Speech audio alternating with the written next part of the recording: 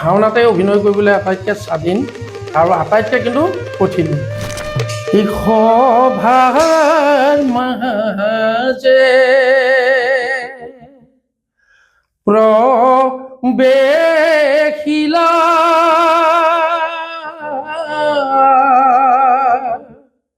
ৰাজা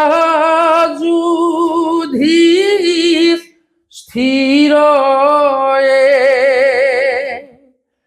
সংগে চলে চাৰি ভাতৃ দেখিতে বেশয়ে অতিমাত্ৰা মানে প্ৰতিযোগিতাই ইয়াক ক্ষতিও কৰিছে। গাঁৱৰ নামঘৰটোত কৰা ভাওনাখনতকৈ আমি তাত কিছুমান বস্তু আমি এতিয়া প্ৰতিযোগিতাৰ খাতিৰত আমি এৰি দিবলগীয়া হৈছে। এতিয়া অসমীয়া মাতৃভাষাৰ ভাওনালৈ অহাৰ পিছত আপোনালোকে কেনেধৰণৰ পৰিৱৰ্তন দেখিছে? শ্ৰীকৃষ্ণৰ যিটো চৰিত্ৰ বা ৰামচন্দ্ৰৰ যিটো চৰিত্ৰ, তেওঁৰ কথোপকথনৰ যিটো মানে ধৰক গাম্ভীৰ্যতা, তাৰ সৈতে প্ৰহৰী এজনৰ কথোপকথন একেই। গান দিৱস তিৰস্কাৰ, গান দিৱস তিৰস্কাৰ কৰে যিটোজন প্ৰতিজ্ঞা আছিল মোৰ তাহাক নিজন। ক্ষত্ৰিয়ৰ প্ৰতিজ্ঞা যদি নষ্ট হয় নৰকত স্থান পাই সৰ্বলোকে কয় এই যে কাপুৰুষ গৰ্বিত ভূপালে ভীমক কান্দি বিমোৰ দিবলৈ গ'লে। প্ৰত্যেকটো বিহু দলে এতিয়া বৰ্তমান সময়ত এনেকুৱা হৈছে যে একোটা থিয়েটাৰ পাৰ্টিৰ নিচিনা হৈছে। তাৰমানে এতিয়া কৰিঅ'গ্ৰাফ আহিল বিহুত, কাৰণ দলীয়ভাৱে পুৰস্কাৰটো পাবৰ কাৰণে বিচাৰকৰ দৃষ্টিত ধুনীয়া হ'ব। গতিকে কৰিঅ'গ্ৰাফটো কৰিবলৈ যাওঁতেও বিহুক লৈ পেলাই বিভিন্ন সংগঠন হৈছে অসমত, আৰু সেই সংগঠনবিলাক তাৰমানে তেওঁলোকৰ কোনো ক্ষেত্ৰভিত্তিক অধ্যয়ন নাই। মন মোহনৈ ধান কাটিবলৈ, মন মোহনৈ নিদো তোমাক যাবলৈ, মন মোহনৈ ধান পাতে কাটিব গা। নমস্কাৰ, অপেন মাইকলৈ স্বাগতম জনাইছোঁ। মই সংগীতা দেৱী দত্ত। আজিৰ পডকাষ্টটি গীতে মাতে সজাবলৈ চেষ্টা কৰিছোঁ। আজি এগৰাকী সাংস্কৃতিক কৰ্মীৰ সৈতে কথা পাতিছোঁ। শোণিতপুৰ জিলাৰ এগৰাকী বিশিষ্ট সাংস্কৃতিক কৰ্মী মনজ্যোতি হাজৰিকা আজি মোৰ অতিথি। তেওঁৰ সৈতে আমি ভাওনাৰ কথা পাতিছোঁ, নাটকৰ কথা পাতিছোঁ, মঞ্চ নাটকৰ কথা পাতিছোঁ, বিহুৰ কথা পাতিছোঁ, কাৰণ তেখেত এগৰাকী সত্ৰীয়া সংস্কৃতিৰ সৈতে জড়িত থকা ব্যক্তি, লগতে এগৰাকী নাট্যকৰ্মী। আৰু আমি যি ভৰলীপৰীয়া বিহু দলৰ কথা জানো জামুগুৰিহাটৰ, সেই ভৰলীপৰীয়া বিহু দলটিৰ তেখেত এগৰাকী প্ৰতিষ্ঠাপক। ভাওনাৰ যি সত্ৰীয়া আমাৰ ভাওনা, সত্ৰীয়া সংস্কৃতিৰ যি ভাওনা, সেই ভাওনাৰ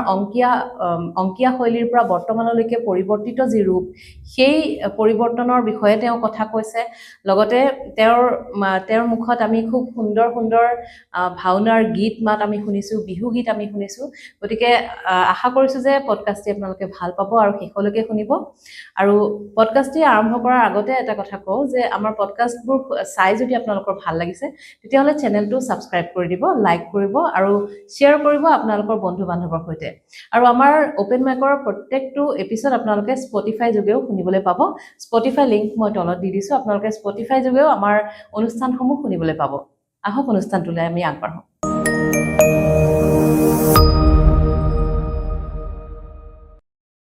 দাদা, স্বাগতম জনাইছোঁ মোৰ অনুষ্ঠানলৈ। ধন্যবাদ। আৰু প্ৰথমতে আপুনি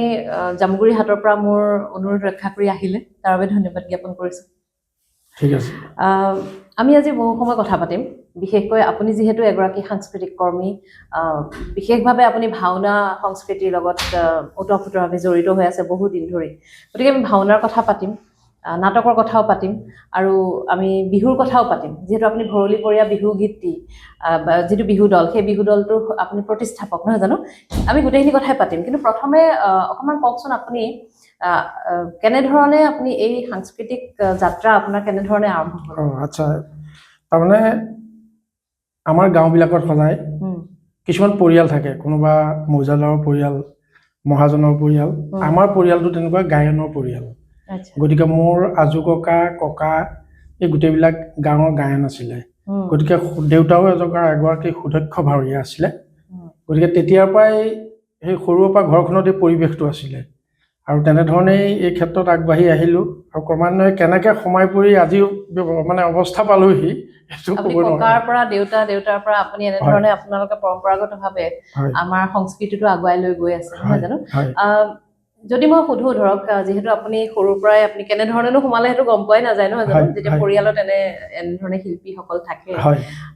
সেই সময়ৰ পৰিৱেশবোৰ কেনেকুৱা আছিলে ধৰক যেতিয়া এই যে এখন গাঁৱত ধৰক এখন নাট মেলে ভাওনা এখন কৰিবলৈ লয় নাট মেলে আখৰা আৰম্ভ হয় সেই পৰিৱেশবোৰ কেনেকুৱা আছিলে বাৰু সেই সময়ৰ পৰিৱেশবিলাক মানে খুব আচলতে ভক্তি মাৰ্গটো তাত বেছি আছিলে সেই সময়ত গতিকে মানুহ খুব কাৰণ গাঁৱত অনুষ্ঠান প্ৰতিষ্ঠানবিলাক কম থাকে অকল ভাওনাখনক লৈয়ে গাঁৱত মানুহখিনি ব্যস্ত হয় আৰু সেই ধৰণেৰে ৰাইজে সিদ্ধান্ত লৈ পেলাই ভাওনা এখন কৰাৰ যেতিয়া সিদ্ধান্ত লয় এটা নিৰ্দিষ্ট দিনত নাট মেলা হয় নামঘৰত আৰু সেইদিনাই গোটেই গাঁৱৰ মানে যুৱক ৰাইজ নামঘৰত গোট খায় তাতে ৰাইজৰ মাজৰ পৰাই ভাৱৰীয়াবিলাক মানে নিৰ্বাচন কৰে কৰি সেই ধৰণে গাঁৱৰ যিখিনি মানে জনা শুনা মানুহ সেইখিনিয়ে সুন্দৰভাৱে মানে সকলোকে শিকাই বুজাই ভাওনাখন মানে সুন্দৰভাৱে কৰিবলৈ আগবাঢ়ি যায় আৰু গোটেই বিষয়টো মানে কি হয় তাত গোটেই সজ ৰাইজে নিজে তাত মানে গাঁৱত আমাৰ এটা কল কটা সজ বুলি সজ এটা থাকে ৰাইজে কল নিজে কাটে ৰাইজে ৰভা নিজে দিয়ে সেই ধৰণৰ পৰিৱেশৰ মাজৰে মানে গোটেই গাঁওখনৰ মানুহখিনি তাত জড়িত হৈ পৰে আইসকলো তেনেধৰণে জড়িত হয় খুব উৎসৱমুখৰ এটা পৰিৱেশত সেই সময়ত ভাওনাবিলাক হয় আজিকালি অৱশ্যে কিছু ব্যতিক্ৰম হৈছে তাৰমানে আচলতে গুৰুজনাৰ যি উদ্দেশ্য আছিল হয় নামঘৰ প্ৰতিষ্ঠা কৰাই হওক বা ভাওনাৰ কথাই কওক এখন সমাজক সুসংগবদ্ধ কৰি ৰখাৰ যিটো উদ্দেশ্য সেইটো প্ৰতিফলিত হয় ভাওনাত বা তেনেধৰণৰ অনুষ্ঠানসমূহত নহয় জানো হয় আৰু সেই যে আখৰাৰ পৰিৱেশবোৰ খুব সুন্দৰ নহয় জানো হয় আখৰাৰ পৰিৱেশ মানে তেতিয়া কি হয় গাঁৱত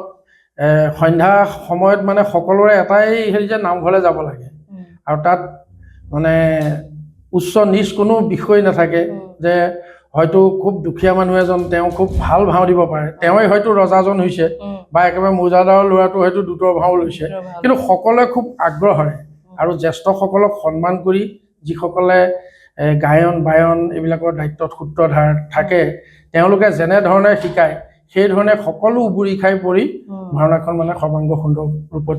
মানে প্ৰকাশ কৰে হয় এটা উৎসৱমুখৰ পৰিৱেশ আৰু নহয় জানো হয় এতিয়া যথেষ্টখিনি পৰিৱৰ্তন আহিছে আমি সেই পৰিৱৰ্তনৰ কথাখিনিও পাতিম হয়। সেই পৰিৱৰ্তনে কেনেধৰণৰ ৰূপ লৈছে সেয়াও কথা পাতিম আপুনি যিহেতু সেই পুৰণা অংকীয়া শৈলীৰ ভাওনা বা তাৰ পৰৱৰ্তী সময়ত আপোনালোকে যিহেতু জড়িত হৈ পৰিছে কেনেধৰণৰ গীত মাতসমূহ কেনেধৰণৰ অকণমান যদি আপুনি আভাস দিয়ে ধৰক ঠিক আছে তাৰমানে অংকীয়া নাটৰ শৈলীটোৰে যেতিয়া গুৰুজনাই সৃষ্টি কৰিলে তাৰপিছত ভাওনাবিলাক ক্ৰমান্বয়ে আগবাঢ়ি গ'ল আৰু অংকীয়া শৈলীৰ গীত মাতবিলাক খুব কঠিন গতিকে পিছৰ জেনেৰেশ্যনত কি হ'ল মানে মানুহবিলাকে এই আমাৰ যিটো বাংলা যিবিলাক যাত্ৰা যিটো ভাষা আন্দোলনৰ সময়ত তাৰমানে সেই সময়ত কি হ'ল সেই তাত কিছুমান যাত্ৰা পাৰ্টি আমাৰ ইয়ালৈ আহিবলৈ ল'লে তাৰ কিছুমান সুৰ সঞ্চাৰবিলাক শুনি মানুহৰ ভাল লাগিল সেইবিলাক ভাওনাত প্ৰয়োগ কৰিলে আৰু পিছলে গুৰুজনাৰ অংকীয়া কেইখনক বাদ দি আমাৰ ৰামায়ণ মহাভাৰত পুৰাণ এইবিলাকৰ সৰু সৰু কাহিনী লৈ কিছুমান নাট্যকাৰে কিছুমান ভাওনাৰ মানে নাট ৰচনা কৰিলে কিন্তু আটাইতকৈ আচৰিত কথা যে তাৰ কোনো নাট্যকাৰৰ নাম নাই কোনে লিখিছিলে কেতিয়া লিখিছিলে কোনো নাই পৰম্পৰাগতভাৱে সেই নাটবিলাক আজি পৰ্যন্তলৈকে চলি আছে আৰু আমিও সেই মানে যিবিলাক আমাৰ তাত ধুৰা ভাওনা বুলি কয় সেই ধুৰা ভাওনাৰ সময়ৰ পৰাই আমি ভাওনাৰ লগত ভালকৈ জড়িত হৈছোঁ গতিকে সেই সময়ত ধুৰা গীত মাত সেইবিলাক গাই আমি ডাঙৰ হৈছোঁ ঠিক আছে মই এটা অকমান ধুৰা আপুনি যে ক'লে হয় অংকীয়া শৈলীৰ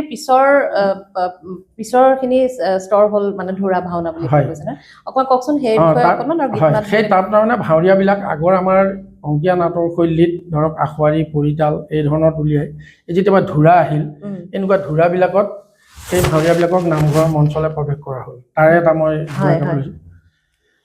এই সভাৰ মাজে প্ৰবেশিলা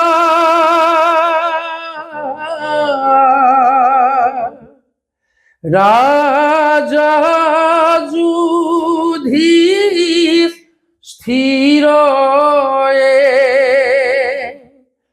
সংগে চলে চাৰি ভাতৃ দেখিতে বেশয়ে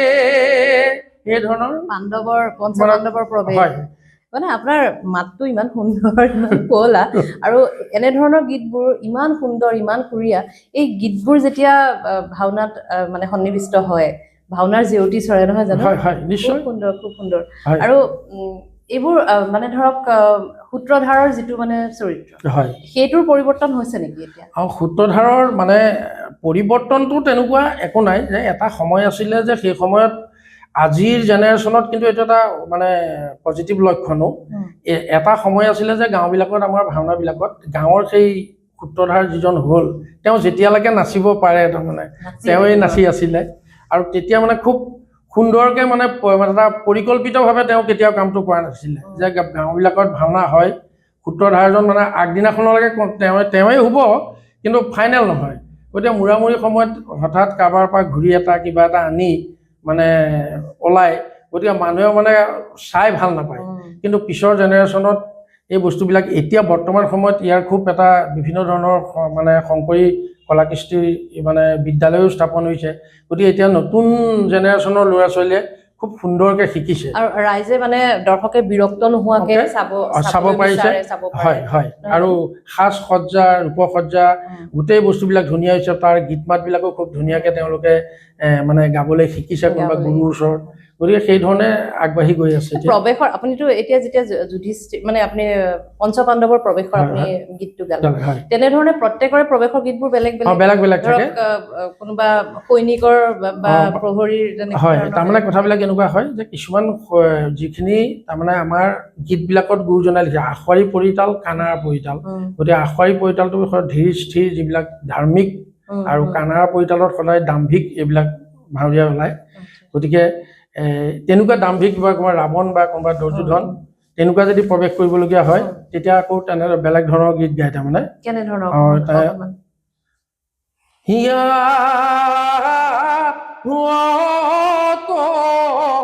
দশা নন কয়ু পৰ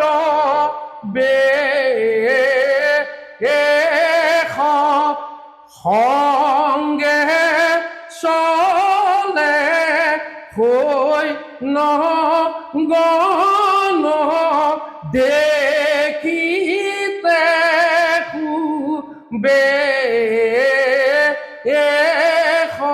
এনেধৰণৰ মানে গীতটোৰ যিটো গীতৰ লগত মানে অংগ সঞ্চালনটো আহি যাব যে তেনেধৰণৰ গীত হয় যিহেতু ভাওনাত তাৰমানে অভিনয়টো কৰিবলৈ আটাইতকৈ টান কিয়নো আমি নাটক বা আমি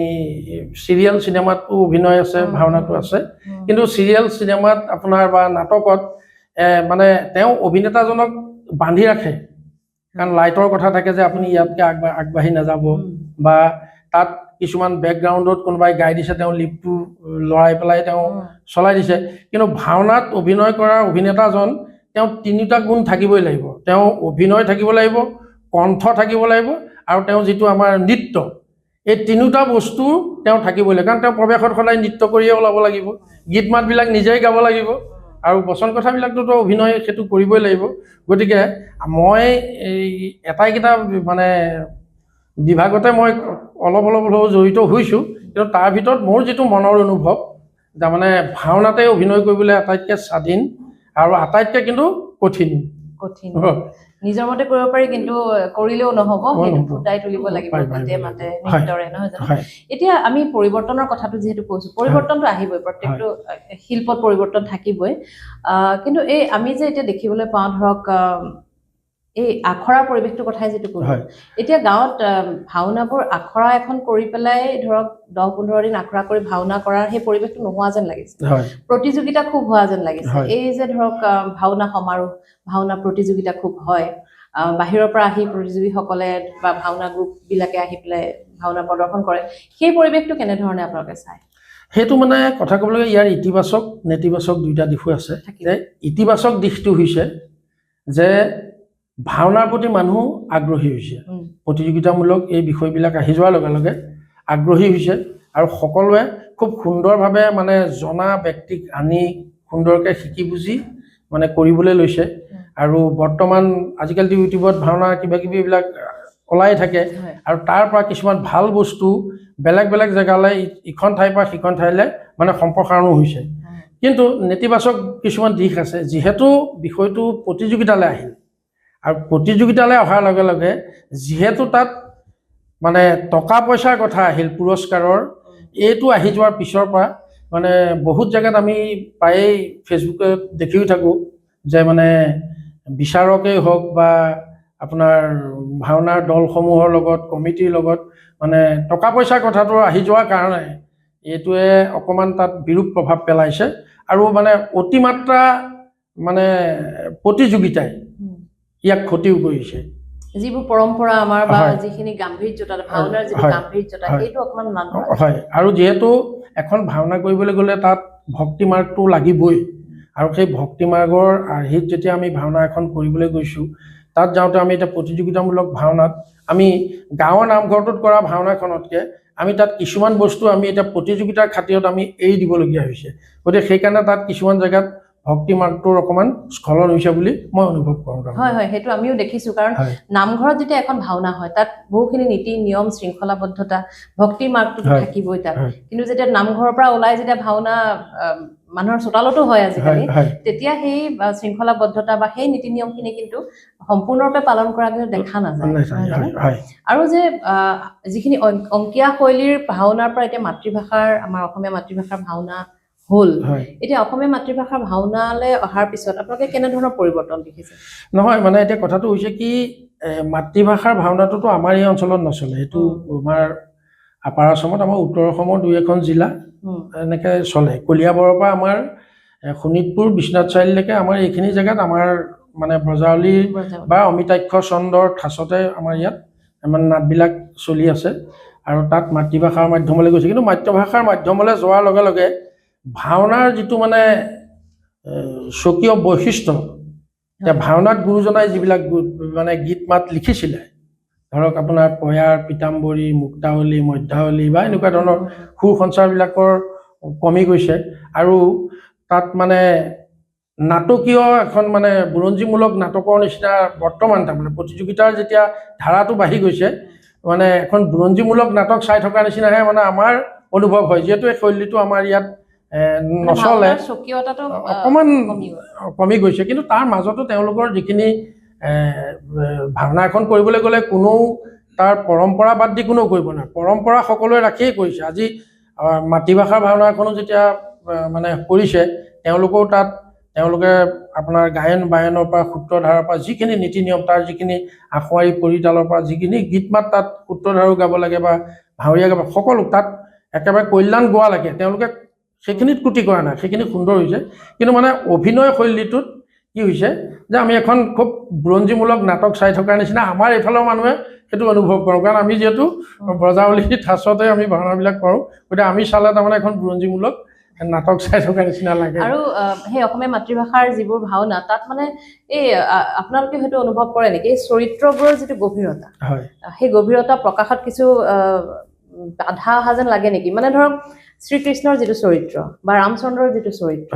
তেওঁৰ কথোপকথনৰ যিটো মানে ধৰক গাম্ভীৰ্যতা তাৰ সৈতে প্ৰহৰী এজনৰ কথোপকথন একেই বা সন্তৰীজনৰ কথোপকথন এনেধৰণৰ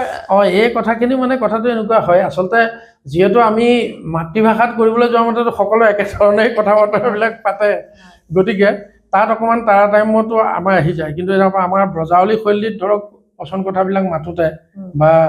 তাত ৰজাৰ গাম্ভীৰ্যতাটো তেওঁলোকেও সেইমতে কৰিছে কাৰণ সুন্দৰ সুন্দৰ কণ্ঠৰ অধিকাৰী আমি দেখি থাকোঁ বা সেই ভাওটোক তেওঁ সুন্দৰভাৱে প্ৰকাশ কৰিবলৈ চেষ্টা কৰে কিন্তু আমি এই অঞ্চলৰ মানুহে অকণমান মানে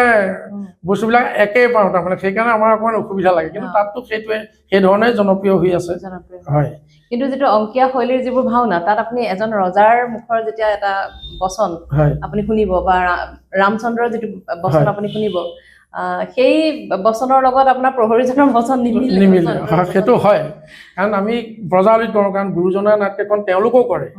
তাতোতো তেওঁলোকে ব্ৰজাৱলী ভাষাতে কৰে গতিকে তাত ঠিকে থাকে, কিন্তু মাতৃভাষালৈ আহি যোৱাৰ লগে লগে আমি অকণমান অসুবিধা পাওঁ আৰু আমাৰ ইয়াত মানে অকণমান আপুনি যিহেতু ভাওনা সংস্কৃতিৰ লগত আপুনি সৰুৰে পৰা জড়িত, আপুনি ভাওনা কৰি আহিছে, নৃত্য গীত আপুনি সকলোতে আছে। অকণমান ভাওনা আপোনাৰ ধৰক কোনখন ভাওনা এতিয়ালৈকে কৰি আপোনাৰ কোনটো চৰিত্ৰ আপোনাৰ কৰি ভাল লাগিছে, আৰু যদি কিবা সংলাপ আপোনাৰ মনত আছে কৰি মানে ভাওটো বহুতেই দিলোঁ। মই জীৱনৰ প্ৰথম লৱকুশৰ ভাওৰে মোৰ নামঘৰত আৰম্ভণি। মই লৱৰ ভাও দিছিলোঁ, ৰামৰ অশ্বমেধ যজ্ঞ। তাৰপিছত ক্ৰমান্বয়ে আমি কৃষ্ণ, অৰ্জুন বিভিন্ন ধৰণৰ ভাও দিলোঁ। এতিয়া বচনবিলাক ইমান মানে মনত নাই, তথাপি মই অকণমান দুফাকিমান চেষ্টাহে কৰিছোঁ। অৰ্জুনৰ এফাকি বচন যেতিয়া মানে এই যুধিষ্ঠিৰে তিৰস্কাৰ কৰে, যেতিয়া সংসপ্তলৈ যাওঁতে যুধিষ্ঠিৰক কৰ্ণই বন্দী কৰি পেলাই তেওঁক মানে মোকলাই দিয়ে, তেওঁক মানে শৰীৰ ক্ষত বিক্ষত, তেওঁ পৰি থকা অৱস্থাত যেতিয়া তেওঁ সংসপ্তকৰণৰ পৰা আহি দেখে ভীমু পৰাস্ত, তেতিয়া তাৰমানে তেওঁৰ আটাইতকৈ প্ৰিয় মানে অস্ত্ৰপাতি হৈছে গাণ্ডীৱ। গতিকে গাণ্ডীৱক যেতিয়া মানে যুধিষ্ঠিৰে তিৰস্কাৰ কৰে, তেতিয়া তাৰ অকণমান মনত পৰিছে, মই তাকে কৈছোঁ। গাণ্ডীৱক তিৰস্কাৰ, গাণ্ডীৱক তিৰস্কাৰ কৰে যিটোজন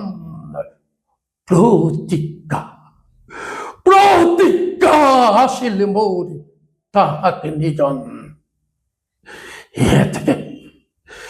ক্ষত্ৰিয়ৰ প্ৰতিজ্ঞা যদি নষ্ট হয়, নৰকত স্থান পাই সৰ্পলোকে কয়, এই যে কাপুৰুষ গৰ্বিত ভূপালে ভীমক গাণ্ডীৱ মোৰ দিবলৈ গ'লে। গতিকে ইমানটো মনত আছিলে। নাটক মানে আপোনাৰ অভিনয় আপোনাৰ হিৰাই হিৰাই, নহয় জানো? আপোনাৰ দেউতাৰ কথা ক'লে আপুনি প্ৰথমতে, দেউতাৰ নামটো আপুনি অকণ ক'ব। মোৰ দেউতা স্বৰ্গীয় গোলাপ হাজৰিকা, আৰু দেউতাও মানে এগৰাকী সুদক্ষ ভাৱৰীয়া আছিলে। আৰু আমাৰ জামুগুৰিহাটৰ আমাৰ যিটো বাপুজী ভৱন নাট্য সমাজ, এইবাৰ আমি মহাৰজক জয়ন্তী পাতিবলৈ আগবাঢ়িছোঁ, তাৰ তেওঁ ৭০ দশকৰ এগৰাকী ভাল অভিনেতাই আছিলে। আমি ইমান দেউতাৰ অভিনয় চোৱাৰ আমাৰ সৌভাগ্য হোৱা নাই আছিলে। আৰু দেউতা এজন কৃষক আছিলে, আৰু গাঁৱৰ মানে ভাওনাৰ মূল হোতা আছিলে। আৰু তাৰ পিছতেই তেওঁৰ পৰাই সেইখিনি গুণ। ককা আছিলে মোৰ ভলুক গায়ন, আৰু মোৰ বৰমাক যিগৰাকী আছিলে তেওঁ আছিলে ফুল হাজৰিকা। তেওঁ জামুগুৰিৰ প্ৰথম ৩গৰাকী মহিলা মানে নাটকৰ অভিনেত্ৰীৰ এগৰাকী আছিলে। তেওঁ গ্ৰহণ বিকুতৰ বৰুৱাৰ বিয়াত জেঠাই বুলি এটা খুব সুন্দৰ চৰিত্ৰ কৰিছিলে। গতিকে সেই বৰমাই মোক যথেষ্ট, দেউতাৰ বৰমা, মা, ঘৰৰ সকলোৱে পৰিয়ালবৰ্গই, আৰু এতিয়া বৰ্তমান পত্নী ল'ৰাও সেই যথেষ্ট মোক উৎসাহ যোগায়। গতিকে কাম কৰি আছো। আৰু ঘৰৰ আপোনাৰ পৰিৱেশ একেবাৰে পূৰ্বৰ পৰা অতীজৰে পৰা আপুনি মানে নাট্য চৰ্চা আপোনালোকৰ একেবাৰে হিৰাই হিৰাই আছে। আৰু আপুনি যিহেতু নাটক বলীয়া মানুহ বুলিয়ে কয়, আপুনি নিজকো কয়, মঞ্চৰ নাটকৰ লগত কেনেধৰণে জড়িত হৈ আছে? মঞ্চৰ নাটকৰ লগত আচলতে মই স্কুলীয়া জীৱনতেই মানে একাংকিকা স্কুলত তেনেকেই সোমাই পৰিলোঁ। সোমাই পৰি লাহে লাহে গৈ সদৌ অসম একাংক নাট প্ৰতিযোগিতাবিলাকত আমি অভিনয় কৰিলোঁ। আৰু সেই সময়ত মোৰ নাটকৰ মানে গুৰু প্ৰয়াত দীপক কুমাৰ গগৈ, আমাৰ দেৱানন্দ শইকীয়া, পংকজজ্যোতি ভূঞা, পিছলে ৰফিকুল হুছেইন, জুলেন ভূঞা, এইসকলৰ লগত মানে নাটক কৰাৰ এটা সুবিধা পালোঁ। আৰু ক্ৰমান্বয়ে আমাৰ জামুগুৰিৰ বাপুজী ভৱনলৈ আহিলোঁ। তাতো আমি শ্ৰদ্ধাৰ প্ৰয়াত শিল্পী ভোলা কটকীৰ মানে পৰিচালনাতো মই অভিনয় কৰিছোঁ। তাৰপিছত আমাৰ মঞ্চবৰ্গৰ ভৱেন বৰা ছাৰ, জনাৰ্দন ভূঞা ছাৰ, এখেতসকলৰ লগত অভিনয় কৰি বৰ্তমানলৈকে কৰি আছোঁ। আৰু এইবাৰ মানে মোৰ এটা খুব সৌভাগ্য যে বাপুজী ভৱনৰ এইবাৰ নাটকখনত মই পৰিচালক হিচাপেও মোক নিৰ্বাচন কৰিছে। আমি যুটীয়াভাৱে জামুগুৰি এগৰাকী জ্যেষ্ঠ পৰিচালক আমাৰ শৈলেন বৰকটকীৰ লগত দীপক কুমাৰ গগৈৰে তাৰমানে ভালপোৱা দিক্সৌবাদ নাট এখন আমি দিক্সৌবাদ আমি মানে ৰিহাৰ্চেল কৰি আছোঁ। 20 তাৰিখে আপোনাৰ অভিনয় আছে তাত অকণমান চৰিত্ৰ এটা আছে, ছাৰ বুলি এটা কেৰেক্টাৰ। তাৰমানে তেওঁ কেৰাণীৰ পৰা প্ৰমোচন লৈ লৈ গৈ পেলাই এটা অফিচাৰ হয়, হৈ পেলাই তাৰমানে তেওঁৰ নেচাৰটো কেৰাণীয়ে। আৰু তেওঁ মানে সেই অফিচাৰজনে তেওঁক মদ খুৱাই তাৰমানে তেওঁৰ কাৰ্যসিদ্ধি কৰিবৰ কাৰণে মাতি আনে, আৰু তেওঁ শেষত নিচাত মানে মাতাল হৈ যায়। তেনেকুৱা এটা চৰিত্ৰ কৰিছিলোঁ। ঠিক আছে, তাৰে এটা সংলাপ মই তাৰমানে তেওঁ মদ খাই খাই নিচাৰ মানে তেওঁৰ ঘৰতে শুই দিয়ে। শুই দি পেলাই তেওঁ নিজৰ ঘৰ বুলি ভাবে। ভাবি পেলাই তাৰমানে তেওঁ গৈ পেলাই এই বিচনাখন বুলি ভাবি পেলাই মানে ডাইনিঙৰ তলতে শুই দিয়েগে মানুহটো সেই ডাইলগটোকে মাতি দিছো অকণমান হেৰা এই দৰজাখন খোলা নাই কি কৰিবা ওলাই গ'লেতো অকণমান দেৰি হয় দিয়াচোন খোলা না প্লিজ এই দৰজাখন খোলা দৰজা খুলি থৈছা ন থেংক ইউ দেই আচ্ছা বিচনাও পাৰি থৈছা ঠিক আছে দেই মই ইয়াতে শুই থাকো এই তুমি ডাঙৰ মানুহৰ লগতে শুই থাকিবা দেই গুড নাইট সুন্দৰ আপুনি ভাওনাই কওক বা মঞ্চ নাটকে কওক আপুনি প্ৰত্যেকটো চৰিত্ৰ আৰু আপুনি সকলো ধৰণৰ চৰিত্ৰ আপুনি ৰূপায়ণ কৰিছে নহয় জানো আমি অকণমান বিহুৰ কথা পাতো যদি আপুনি আমি জানো জামুগুৰিহাটৰ যি ঐতিহ্যমণ্ডিত ভৰলীবৰীয়া বিহু দল সেই বিহু দলটো আপোনালোকে প্ৰতিষ্ঠা কৰিছে কেনে পৰিৱেশত হৈছিলে বা তাৰ পিছত সেই সময়ত আপোনালোকৰ বিহু পৰিৱেশবোৰ কেনেকুৱা আছিলে আমি আচলতে তেতিয়া মানে হাইস্কুলত পঢ়ি আছো আৰু বিহুটো সৰুৰে পৰাই গাঁৱৰ বিহু দলত মাৰোৱেই তাৰ পৰা আমি মানে গোট খাই পেলাই অকণ ভালকে দল এটা কৰোঁ বুলি আমাৰ আপোনালোকে জানে এতিয়া তেওঁ এগৰাকী অসমৰ বিশিষ্ট বিহুৱা নিৰঞ্জন গোস্বামী আচ্ছা সেই নিৰঞ্জন গোস্বামী তাৰপিছত মই বাবলু হাজৰিকা বুলি এজন আমাৰ এনেকৈ আমি মিলি পেলাই এই ভৰলীবৰীয়া দলটো আমি জামুগুৰিৰ ভাল ভাল মানে নাচিব পৰা ছোৱালী ল'ৰা এনেকৈ গোটালোঁ আৰু সেই সময়ত সেই দলটোত আমাৰ এতিয়া বৰ্তমান এগৰাকী জনপ্ৰিয় অভিনেত্ৰী গায়ত্ৰী মহন্ত তাৰ পৰা আমাৰ ৰিমলিম বৰুৱা বুলি তেওঁলোকক আমি লৈ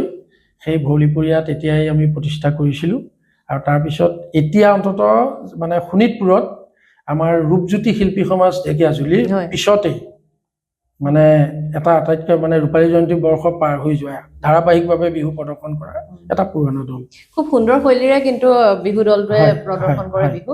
আপোনালোকে যেতিয়া আৰম্ভ কৰিছিলে গায়ত্ৰী মহন্ত বা তেনেধৰণৰ তেওঁলোক অভিনেত্ৰী এতিয়া প্ৰতিষ্ঠিত তেওঁলোকক লৈ পেলাই যেতিয়া কৰিছিল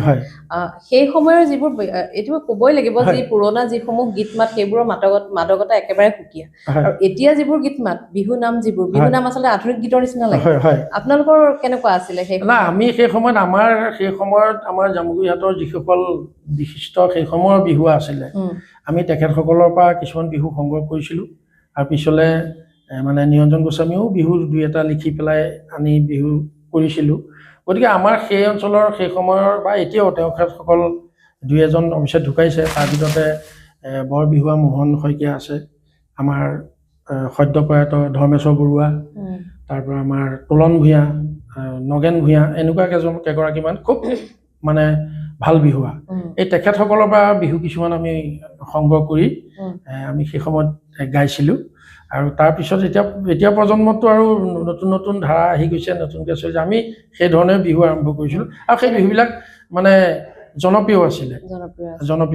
আৰু কিছু বাৰ্তাবাহী আছিলে নহয় জানো বিহু নামবোৰ হয় যদিও চহা মানুহে লিখিছিলে কিন্তু তাত মানে যিবিলাক শব্দৰ সংযোজন বৰ সুন্দৰ আছিলে আৰু বিহুত আচলতে বিহু নামবোৰত একেবাৰে চহা জীৱনটো প্ৰতিস্ফুট হৈছিল এতিয়া সেই বস্তুটো ইমান পোৱা নাযায় সেইকাৰণে মাদকতাটো নাই অকণমান আপোনাৰ কণ্ঠত যদি বিহু নুশুনো কেনেকৈ হ'ব আৰু ঠিক আছে মই আমাৰ মানে মোহন শইকীয়া লিখা এটি বিহু সেইটোকে মই অকণমান গাইছোঁ তেতিয়াৰ দিনৰ বিহু এথা গাখীৰ মিঠা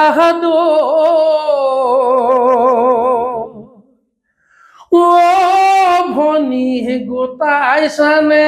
আমালৈ ঘৰ বুলিহে সোমাম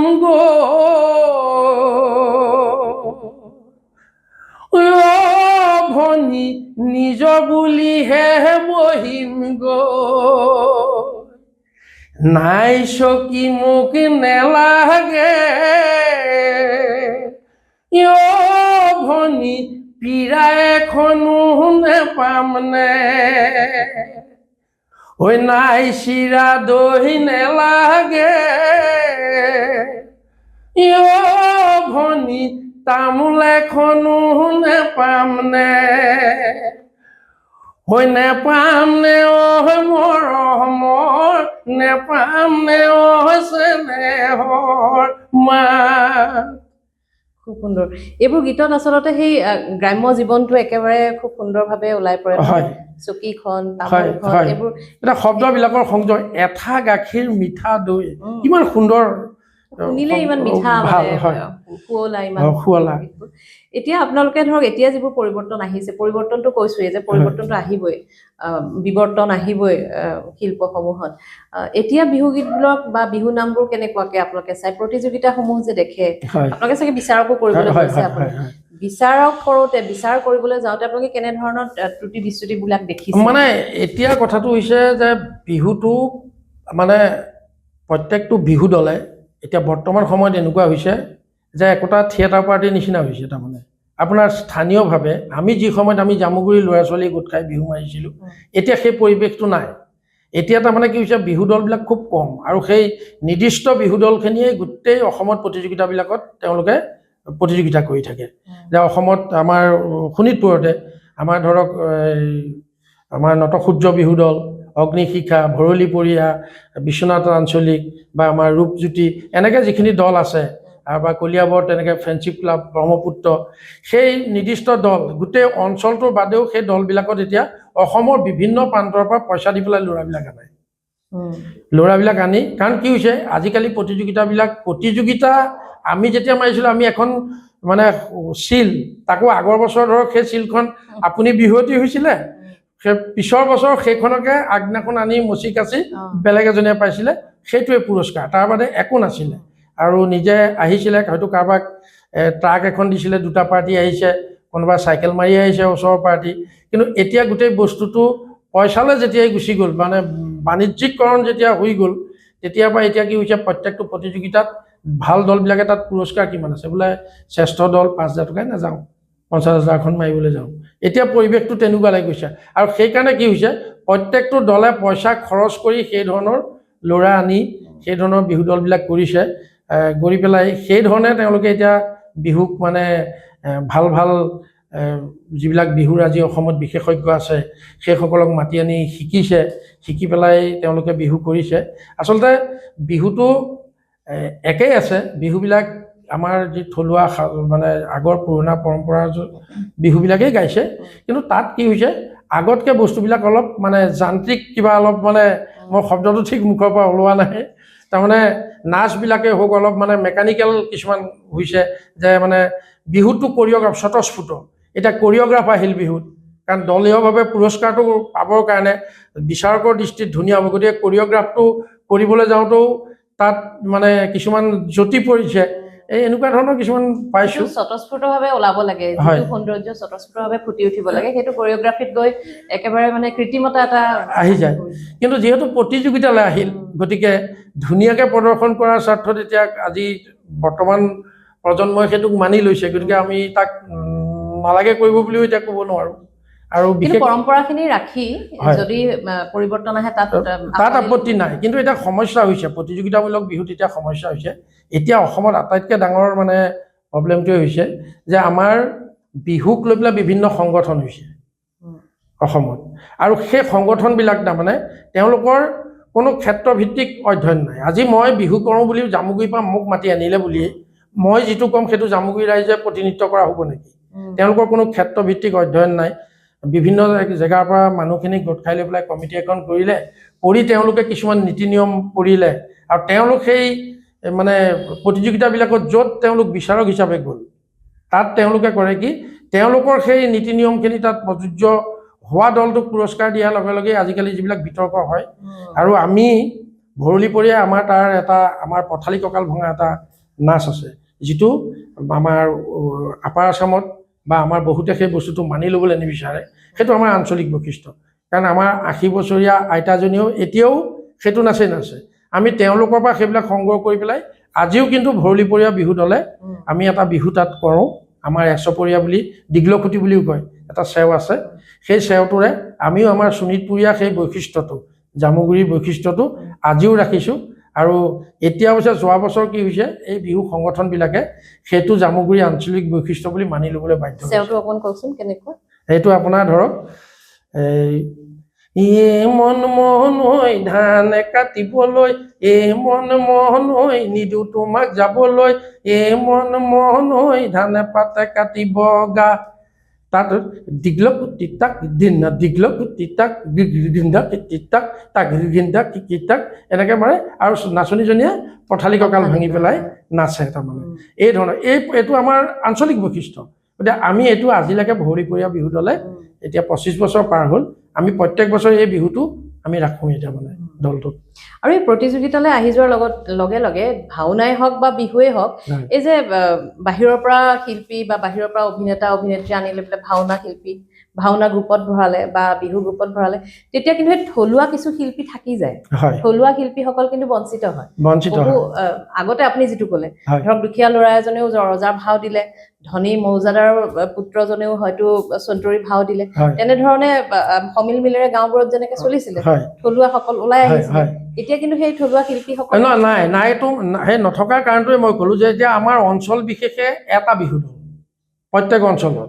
আৰু কি হৈছে, এতিয়া এটা বিহু দল গঠন কৰি পেলাই আমি নিজে এটা বিহু দলৰ লগত যদিও জড়িত হৈ আছো, আমি জানো এটা দল 7,000 8,000 টকা ৰিহাৰ্চলত খৰচ আছে,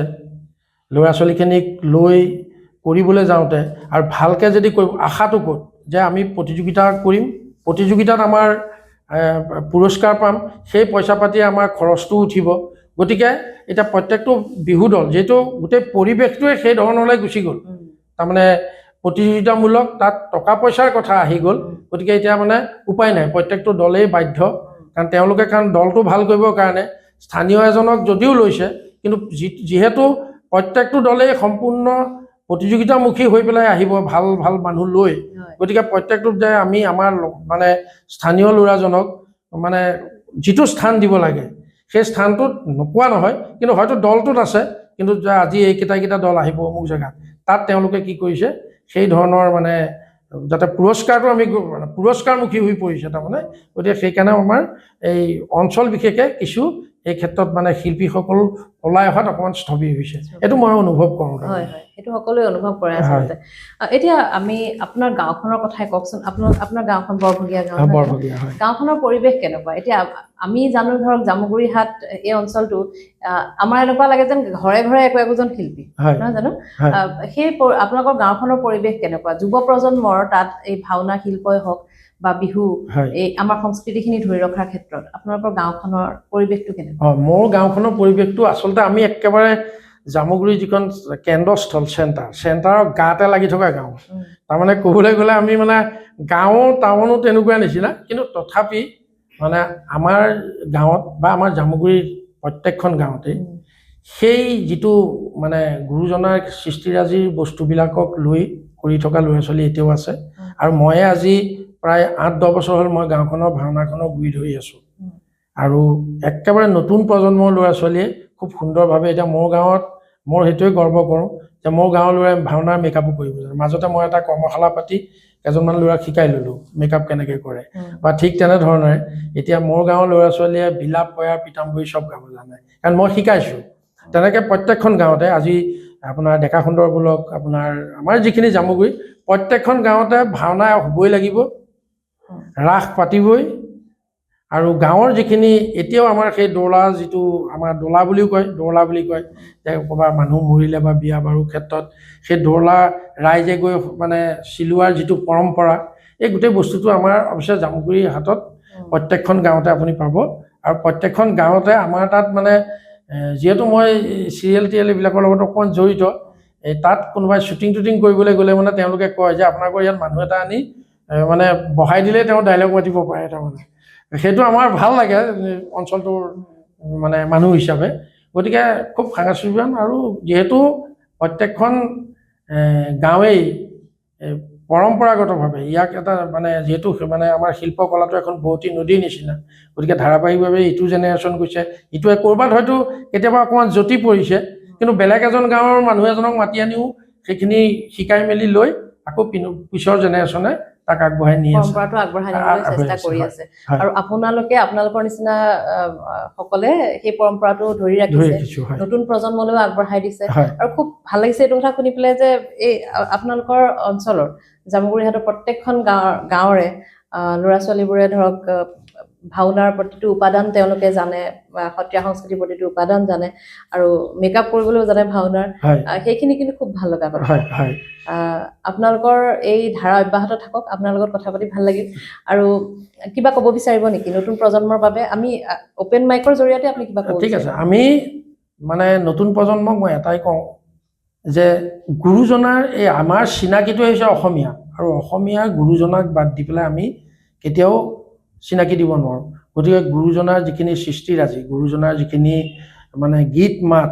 এই বস্তুবিলাক আমি আহৰণ কৰিবলৈ এতিয়া শিকিব লাগিব। কাৰণ জেনেৰেশ্যন ৱাইজ যেতিয়া বয়সস্থ মানুহবিলাক, এতিয়া আমাৰ বহুত গীত মাত হেৰাই গৈছে, যে সেই সময়ত আমি কিছুমান গীত মাত সংৰক্ষণ কৰিব নোৱাৰিলোঁ, সেই বুঢ়াসকল ইতিমধ্যে গ'ল। গতিকে মই নতুন প্ৰজন্মক যে আমাৰ সৃষ্টিৰ এই গুৰুজনাৰ সৃষ্টিৰাজিৰ প্ৰত্যেকটো বস্তু গুৰুসকলক লৈ সুন্দৰকৈ শিকক, শিকি পেলাই নিজৰ কৃষ্টি সংস্কৃতি আগুৱাই নিয়ক। আৰু আপোনাকো ধন্যবাদ যে আমাৰ নিচিনা আমি গাঁৱত সাধাৰণভাৱে নিজৰ কৃষ্টি সংস্কৃতিৰ লগত লাগি থকা আমাৰ ব্যক্তিসকলক আপুনি এনেকৈ ৰাইজৰ মাজলৈ উলিয়াই আনিছে, আৰু সেইটোত আমি কাম কৰি যোৱাৰ প্ৰেৰণা পাইছোঁ বুলি অনুভৱ কৰি আপোনাকো ধন্যবাদ দিছোঁ। ধন্যবাদ। আমি আচলতে বিশ্বাস কৰোঁ যে প্ৰতিখন ঠাইতে এনে কিছু লোক থাকে যাৰ হাতৰ মুঠিত আচলতে ইতিহাস থাকে, ঐতিহ্য থাকে সেই ঠাইখিনিৰ। আপোনালোকো তেনেকুৱা একোগৰাকী ব্যক্তি। গতিকে ভাল লাগিল আপোনাৰ সৈতে কথা পাতি। আৰু গীত মাতটো শুনিলে শুনিয়ে থাকিব মন যায়। আপোনাৰ মাতটো ইমান সুন্দৰ। দীঘলীয়া হ'ব, বেছি দীঘল নকৰোঁ। আৰু আপুনি যিহেতু যথেষ্ট ব্যস্ততাৰ মাজত এইখিনি সময় উলিয়ালে, প্ৰথমতেও ধন্যবাদ জনাইছোঁ, পুনৰবাৰ ধন্যবাদ জনাইছোঁ। ঠিক আছে, ধন্যবাদ।